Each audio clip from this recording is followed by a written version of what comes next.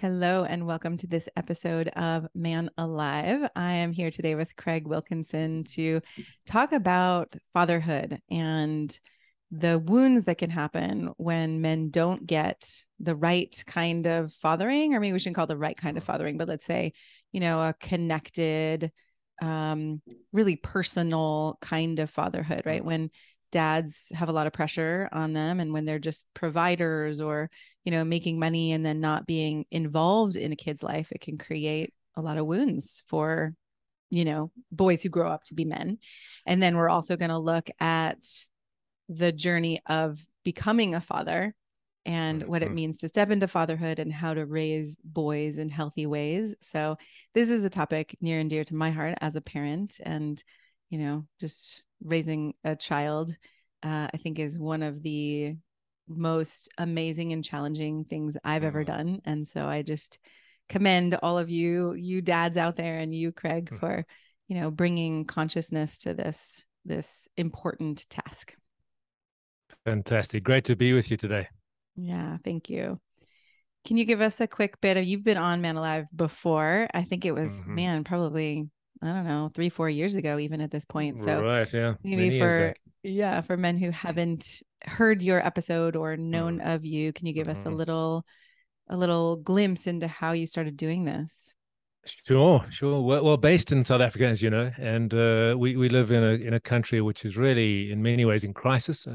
Huge degree of fatherlessness, and started a nonprofit company called Father a Nation, just really believing if we can heal and restore men to be good fathers, mentors, role models, we can heal the world. And I still believe that.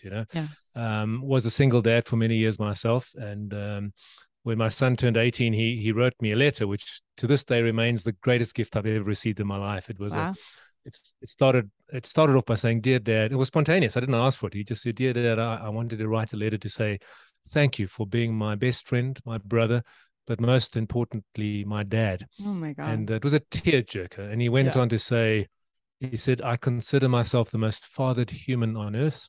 Wow. And he said, these were his words. It was prophetic. He said, "You can bring this to the rest of the unfathered world." And it took me about 12 attempts to read the whole letter.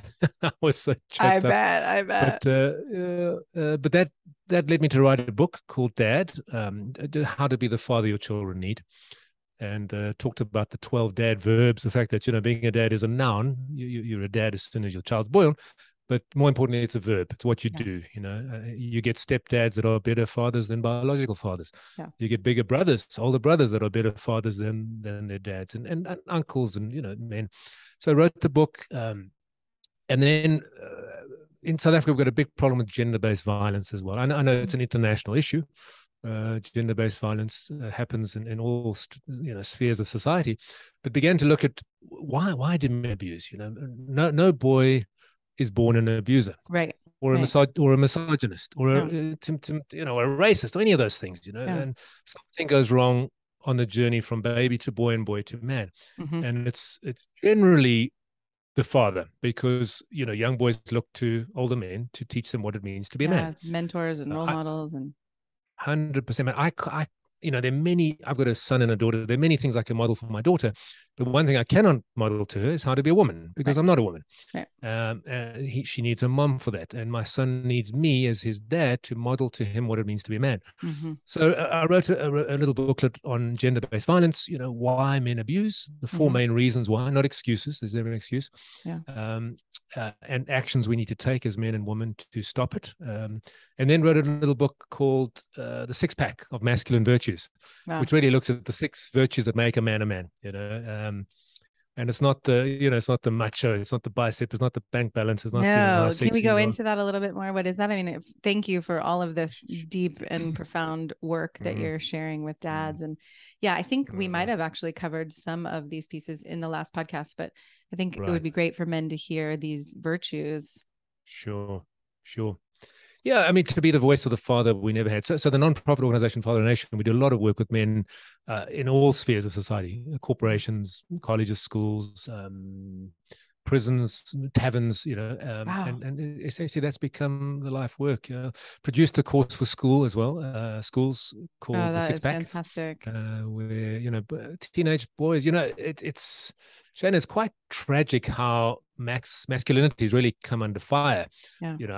I say to a lot of young teenage guys at schools, in the last 2 or 3 years of school, would you be able to tweet out, "I'm so proud to be a man"? And a lot of the guys say, "Oh, sir, no, I couldn't do that. I'd be cancelled." Which is tragic. If you're a man, be a man. If you're a woman, be a woman.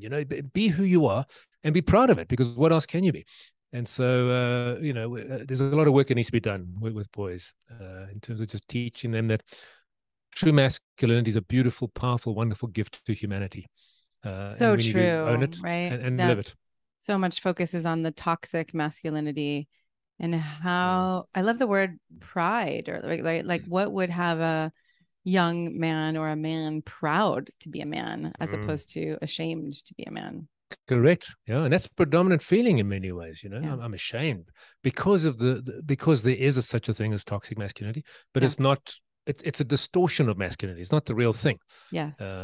And so a lot of men are afraid and step back and are ashamed to be. And we're finding this now in relationships. Men are the pursuers generally, Yeah. but men are afraid to pursue. They're afraid to ask a woman out on a date, in case they're overstepping the mark. And, what are the rules now?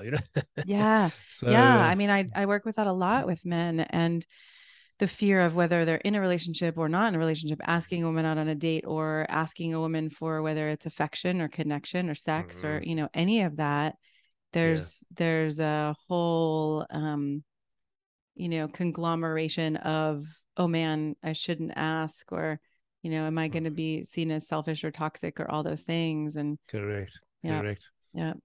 So can you do a quick bit on the six virtues and we'll see if maybe we'll go deeper into them or we'll Sure. take a Sure. different tack, but Yeah. Absolutely. Well, I mean, virtue number one for men is what do you do with your strength? So mm, I say virtue number one is you use your strength for good.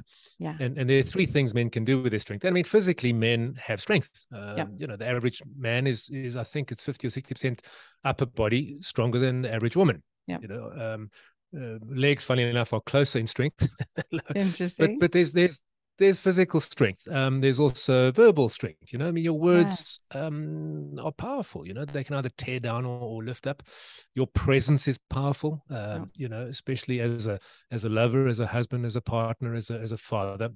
As a son, your Yeah. presence counts. And so there are many different types of strength men have. So like any relationship you're in, you have power. Both a man and a woman has power because you have the power to make the person feel good or bad, Yeah. rejected or loved, nurtured or abused. So there are many different kinds of power that men have, and what makes you a man is what do you do with that? Mm. And there are three things you can do. You can either fail to use it. The old Mhm. saying that says all it takes for evil to prevail is for good men to do nothing. Yeah. So when men fail to use their strength, and things like addictions often are men failing to use their strength. I mean, Right. pornography is a massive epidemic, and so instead of being there for your lover in a very real and tangible and profound and exclusive way, I'm spending hours and hours watching porn or alcohol or there's some or work can be an It's like escape, the strength gym. getting twisted, getting, somehow contorted, right? Like, oh, I don't know what to use It's with I don't know what to do with my strength. So it just kind of finds these correct. outlets. Yeah. It's misdirected. Yeah, it's Mhm. misdirected. Or just failing to be there. You have a child, but you're not there. You're on the golf course instead of with your child. You're in the Mhm. pub Mhm. instead of with your wife. So you've failed to, you see bullying, you see racism, you see all these things, and you just don't speak up. You're Don't do silent, anything. So there's the failure to use the strength. I mean, someone said very powerfully that the opposite of masculinity is not femininity, it's passivity. Ah, Masculine and feminine are not opposite, they're wow. complementary. But passive, men are not designed to be passive. So there's passivity and then there's aggression. That's another way of using your strength. Take what's not yours. Yeah. Force yourself. Never say I'm sorry. Can't be vulnerable. You misuse your strength. But the only way to use it to be a true man is to use your strength for good, and that's to love and to serve, honor, protect, provide. The classic Mm. chivalrous man. Let me Yeah. use. Strength is a gift. It's a sacred responsibility. How am I using it? If I'm stronger than someone, um, uh, bullying them is just abusing my strength, but protecting them is using it correctly. So that's, I mean, long and That's the short of it, that's profound. I Yeah, mean, really to look at, okay, I have strength. That innately is not a problem. no, Just like I talk it's a good about thing. your desire, Yeah, your turn on, all of that, it's not a problem. it's It's what fantastic. we do with it, right? And that spectrum of from 100%. passive to aggressive, and what's that middle conscious way. I love that you just said sacred Right. responsibility. Mm. Yeah. Absolutely. In fact, men are designed to be dangerous. We Mm. are dangerous. Yeah. We should be dangerous. Never to women, never to children, never to each other as brothers, but dangerous to whatever threatens women, children, brothers, society. Mm-hmm. Dangerous to Mm-hmm. prejudice, race. Dangerous to those things. Because Yeah. we as men should say, not on my watch. Yes. We're going to use our strength to fight those. So I mean, that's the number one virtue: use your strength for good. Yeah. Never fail to use it. Never misuse it. Use it for good. Yeah. The second one is tend your fields. It's just an agricultural example. Every man has a field, and in that field is himself, his loved ones, his roles and duties and responsibilities, his resources. And true masculinity steps up, stands up, and says everything in my field is going to be nurtured, cared for, loved, is going to blossom, is going to be watered, it's going to be in good shape as far as it is in my power to do. My children are going to be better because I'm in my life, I'm in their life. And so you step up and take full responsibility. And, a lot of guys, we get a victim mentality, we get a blame mentality, we get a laziness, anyway. So virtue number two is tend your field. Virtue number three is judge yourself and define yourself by character as opposed to image and possessions. It's not the size of your biceps or your bank balance, it's the size of your character. Do you have a set of values? Do you have integrity to uphold those values and live those values? Are you authentic? Are you real? I mean, the four big lies about masculinity are sex, power, money, and big boys don't cry. I mean, that's how men define themselves. The more sex I can have, the more of a man I am. The more power, the more money. Which, right, of course, gets passed down generation to generation. So that's what you're doing, such an amazing, thing to break this cycle and teaching men how to actually be fathers, where they pass down that definition by character rather than image. Correct. And it's a difficult one. I mean, the one, so many examples, but I mean, you judge yourself by the car you drive. If you happen to be borrowing, my car was in for service one day years ago, and I was fetching my kid from school, and I borrowed this beaten up old rust bucket, and driving into campus and seeing these beautiful cars, and I actually pulled off and waited for them to go by. I didn't want people to see me in this car, and you think, well, how shallow is that? I'm judging myself by the car I drive, and I'm allowing other people to define my worth as opposed to really being that's it strong right there, right? Allowing others to define your worth rather than really finding it within yourself. Correct. In your character and who you are, who you are. So that's the third one. The fourth one is to build a band of brothers. Men need each other, and we often, as men, we rip each other off. And in fact, the research has shown that men are lonely. We have friends we can watch a game with and drink a beer with and hang out with, and but we very seldom have friends that truly deeply know us, honor us, care for us, have our backs, call us out, sharpen us. And that's we need that as men. We can never be our best walking alone. I was at a funeral not long ago, and I just the metaphor of, it was a guy who had committed suicide, a guy I knew, and there were pallbearers, 6 of them, carrying the coffin. And I just remember thinking, wow, where were those 6 men before he was in the coffin? When he was alive, where were they? right? When he was alive, and as men, we need to do that. We need to have the courage to be vulnerable and to build a band of brothers around us that really know us, and we're able to share our deepest vulnerabilities and rely on each other, and also hold each other accountable. We've got blind spots, and we need men to point that out and to keep us on the right track. So that's so important. Quality virtue number 4. The rate of suicide is very high for men right now, and I think it is because of that isolation and that sense of, all right, I have someone I could drink a beer with, but like the risk to go first to create a vulnerable relationship with another man, as opposed to we're just gonna shoot the shit, Exactly. Well, is that much a sense of I've got it, I can't be vulnerable, and it's a very well. I mean, you mentioned suicide 4 times. The rate generally internationally is 4 times more men than women, and part of that is we don't share our vulnerabilities. We carry it alone. We feel like we have to. and it's such a misconception, The fifth one, just to quickly breeze through them, is to mentor the next generation.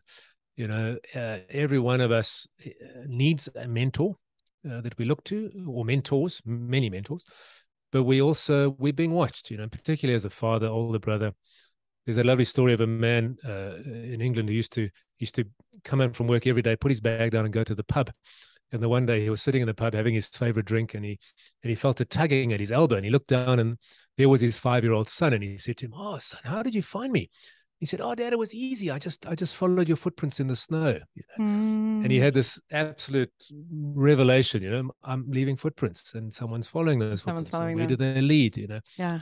So we need to live lives that are worth emulating and mentor the next generation. And finally, number six is just before we go to number 6, that just reminds me too that as we're speaking to men who aren't necessarily fathers, that we, or even as adults, we still need mentorship. And especially I have a mentor woman who's in her 80s, and it's amazing. And I didn't have my grandmother was schizophrenic, right? There weren't a lot of elders in my life who could play that mentor role. And I think that's similar for a lot of men. So if you're listening and you don't have a mentor yourself, it's really important. Find one. Mm-hmm. Yeah. And there's a sad lack of good male mentors. There really is, and we all need them. I mean, it's not to say we only need male mentors. I mean, I've had some wonderful female mentors genders, as well. Exactly. All genders. Both genders. But there's certain things that as a man, you need males, you need men. And as a woman, you need women. Like the wonderful lady you have in your life, the 8-year-old. I love hearing that story. Yeah. Because older people have got so much wisdom to give, and we often write them off. Yeah. But I mean, that cycle is so beautiful. Every man and every woman should have mentors and mentees. Yeah. Continue the cycle. Mm-hmm. Both. Yeah. Up and down. Yep. And, mentors can be your own age. We often have peer mentors. And mentors can be people you've never met, you are a mentor to many who've never met you because of the words you say and the people. And that's beautiful. I mean, I have mentors I've never met, books I've read, YouTube clips, and people I follow. And many people, you mentor many people. I mean, hundreds, thousands of people, and then they're mentoring people, through you with your teachings.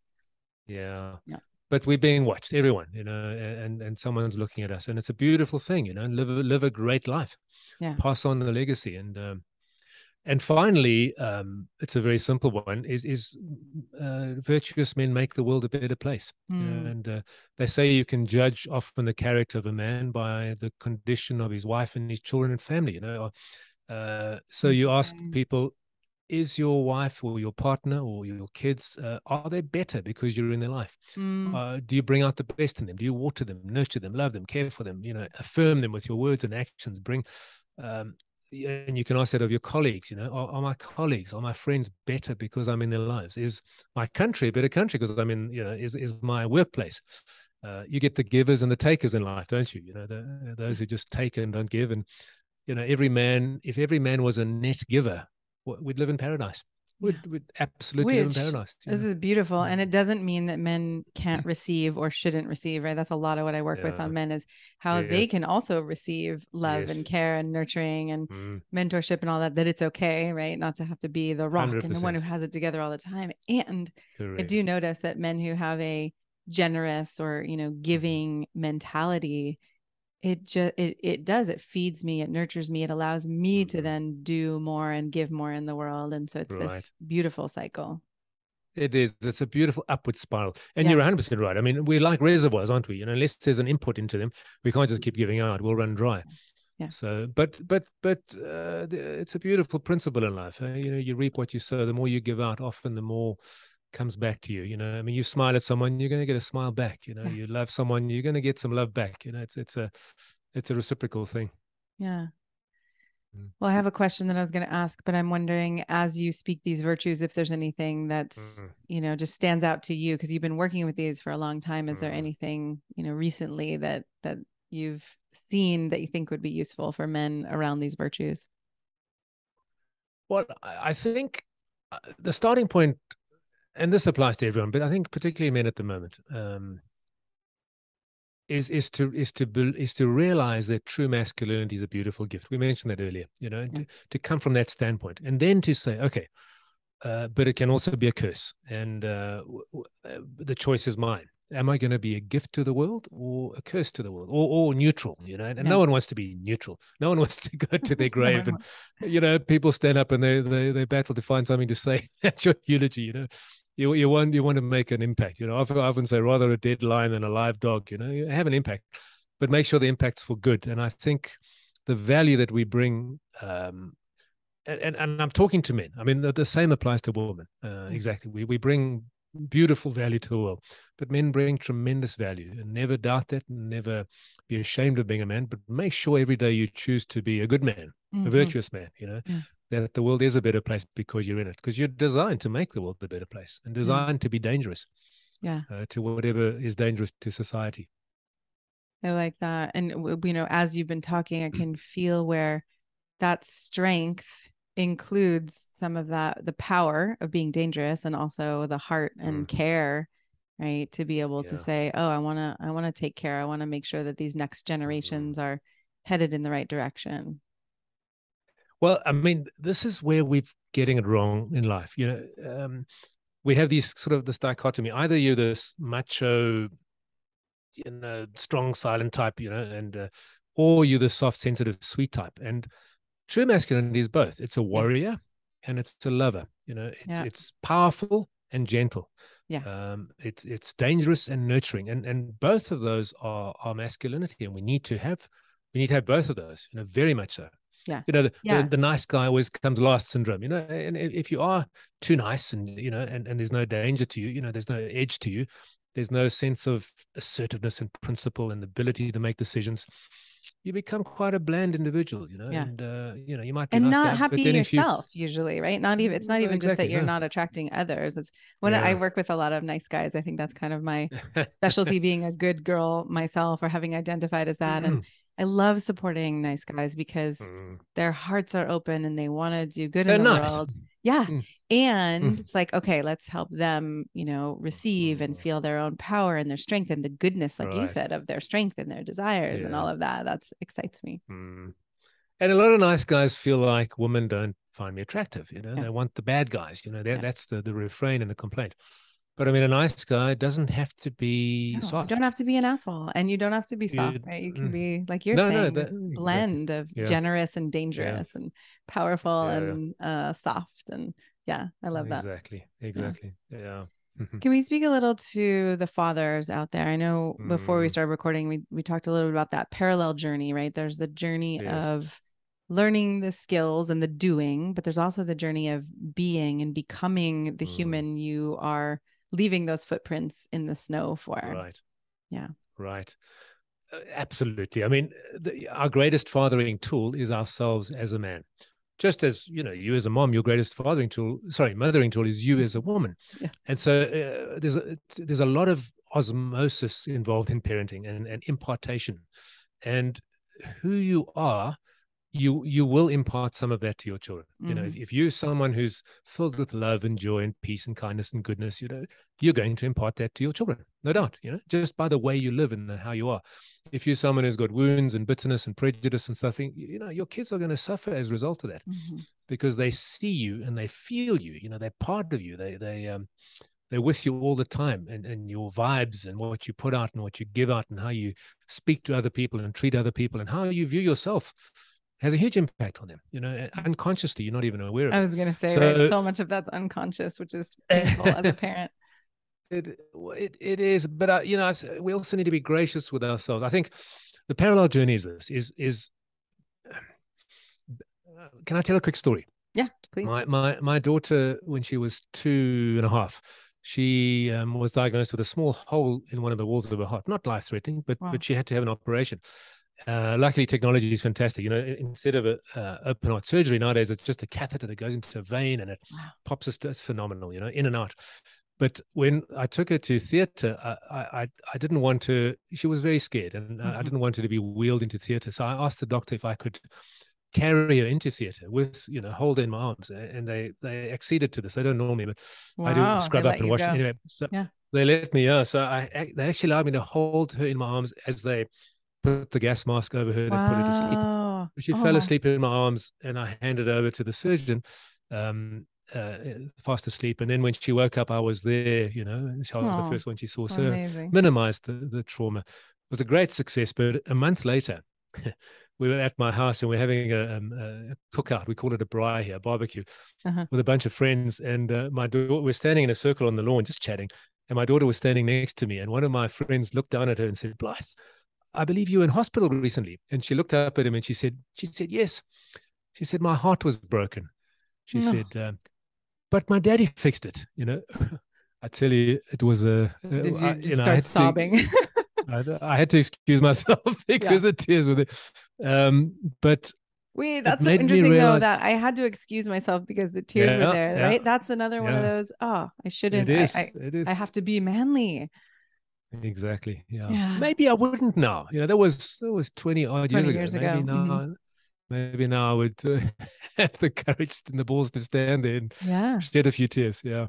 Yeah. It's definitely become more okay for men to cry, but we're not there yet. But anyway, the lesson was I realized that I did hold her heart in my hands, and Yeah. that who I was as a man meant the world to her. You Mm-hmm. know, and that it was way more than what I said to her, was how I behaved and pitched up, Yes. and I realized I held my son's heart in my hands, and that's when I realized this is a parallel journey. I can learn fathering techniques, how to discipline them, all the different, latest, Dr. Spock or whoever is the latest, but more importantly, I need to become a man who's whole. Mm. And a man who's loving and caring and present and engaged and okay in my own skin, and not hung up and not having. And I mean, that's a tall order because we all have that shit, excuse the expression. We do, Yes, we we do. all have it. None of us arrive at adulthood whole. We all have our stuff, our Yeah. buttons and our insecurities. But to be able to say, being a parent is the greatest inspiration in my life to become Mm. the best version of me, whole. Yeah. Yeah. And start that journey of looking in the mirror, becoming aware, getting people around me, and just growing as a man and as a woman Mm-hmm. to become whole. Because the wholer I am, the better parent I'm going to be. More loving, the better parent. And I Correct. don't think that right. Again, there's this simultaneous journey of we're going to become more whole because then, our kids feel more loved and tended to and whatever. Right. And also it's kind of like, thinking we're supposed to be perfect versus, when something, when we do something we're not proud of with our kids and we actually go back and say, hey, I apologize. That's not who I wanted to be. I think Yeah. that's so good for them, right? It's so good for them to learn that, okay, none of us are expected to be perfect. And Right. we could actually have the wherewithal, right, to come back and clean things up with people and be connected instead of just letting it all build up and fester. Correct. Be real, be authentic, be humble. I think the corollary to that. I mean, we're living in I read a beautiful thing the other day where the guy was saying, we have to stop giving participation trophies because because we do live in a generation where we're raising a group of coddled kids. They're too protected. They're too, kids are not mini adults. They're kids. They don't have the wisdom you and I have. There are times they need to be told to shut up and sit down, and these are boundaries. We need to be able to do that. So I mean, discipline is also a crucial part it's the other. I mean, two sides of the love coin. One is nurture, love, care, affirmation, etc. The other side is discipline and boundaries. Yeah. And we have to have both. If you have one without the other, if you have discipline without love, you break the spirit. If you have love without discipline, you raise a complete brat who's going to really have a tough time in life, right? Because they don't have boundaries and they don't have discipline. And someone said so beautifully, you choose either the pain of discipline now or disappointment later, and the pain of discipline now is far better. Oh man, it is hard. It's as hard for me as, one who doesn't like to say no, but I can see, I often have this mindset of, all right, what's going to have my kid not be an asshole later, right? Right. What's the teaching or what's the learning now that we're going to have to suffer their emotions and their upset now, but right, that's going to teach them to be a better human. absolutely crucial. I mean, Yeah. the worst, I mean, spoiling a kid spoils a kid. It's Yeah. as simple as that. They Yeah. grow up spoiled. Spoiled means rotten, means Yeah. doesn't smell good. It doesn't taste good. It's not cool. Yeah. It doesn't take care of Mm. others in the world. Exactly. Yeah. Exactly. Yeah. Yeah. Mm. Beautiful. All right. Before we wrap up, is there anything else that you feel before you tell people where to find more of you? Anything Right, else right. that's on your mind or on your heart that you want to convey? Well, I think, I love to tell stories and draw messages from them. One of the other stories from being a dad is we moved city years ago, years and Mm. years ago. My daughter was 7 years old, and we moved from an inland city, Johannesburg, to a beautiful coastal town. And my family moved 2 weeks ahead of me. I still had some stuff to wrap up. Yeah. And 1 week into this period where I was in Johannesburg, they were in Knysna. I was on the phone to my daughter, Blythe, 7 years old. And I said to her, with much enthusiasm in my voice, I said, Blythe, isn't life beautiful by the sea? And she said the strangest thing. She said, if this was my life, I would scream, she said. Such a strange. And I said, why? I was very alarmed. Why? And she said, because you're not here, Daddy. Aww. And that, in terms of fathering and parenting, it just made me realize the two most important words in our lives, our lexicon, are the words be there. And I think that applies across the board. Be there, be Be there. present, be engaged, just be there. That's 80% of it. Be there, be present, be engaged. My daughter's now in New Zealand, and she went back after a holiday here, and a week after she got there, she sent me a WhatsApp, and she said, Dad, I wish you were down the road, she said. Oh, And she said, the things that are, funny enough, she misses most are not the beautiful things you do, but just hanging out, shopping, wow. sitting on the couch, chatting, having breakfast, washing dishes. I mean, just the mundane stuff, but you're hanging out, you're there together. That's And I what she think the misses greatest with gift, you. Wow. yeah, That's exactly. And I think the incredible. greatest gift we can give people is ourselves, our presence and our attention, Yeah. looking in the eyes and hearing them and seeing them and getting them. And, Yes. that's the Especially these gift we are. days, especially Oh, with all of the media and phones and everything. oh, It's interesting. I was on a hike with my kid yesterday, and she said, I kind of zoned out. Like it was like a story, talking, and I kind of zoned out. mm, And then she said something like, forget it, I'm not going to tell you because you always zone out. And I was like, wow, mm, that is mm, so, it's so interesting because I don't think that that's yeah, true. I know myself to right. be, listening a lot, but it also was her reality in the moment. And so I found myself Mm, kind of weighing that, like, how do I not just defend that and be like, no, that's not true, mm, but also, and also really get, oh, something about that really mm, hurt. And, right. I want to be here for you. I want to be there, right? I want to Mm, be here. So mm, it's such an interesting dance as parents too, when our kids are it is. upset and, Mm, saying things that are very extreme because, like you said, their mm, their brains are differently developed, not yet as mm, developed as ours. So everything is very black and white. And yeah, right, it's right. it's a tough journey parenting. It's a very tough, and kids can also be manipulative. They can they Yeah. can push your buttons, and I think we need to be very kind to ourselves and gracious and realize, we're not perfect and never will be, and that's fine, absolutely fine. Yeah. But be self-aware. Yeah. Love it. Thank you so much. Where can people find you? Website beingman.life. Um, um, very much so. Or just email me at Craig at fatheranation.co.za. South Africa, Awesome. we say Z, you say Z. Huh? Yes. Father A Nation, one word, .co.za. Awesome. Thank you so much for Yeah. being here and for your work in the world. Right back at you. Yeah, it's a great Yeah. pleasure. Thanks.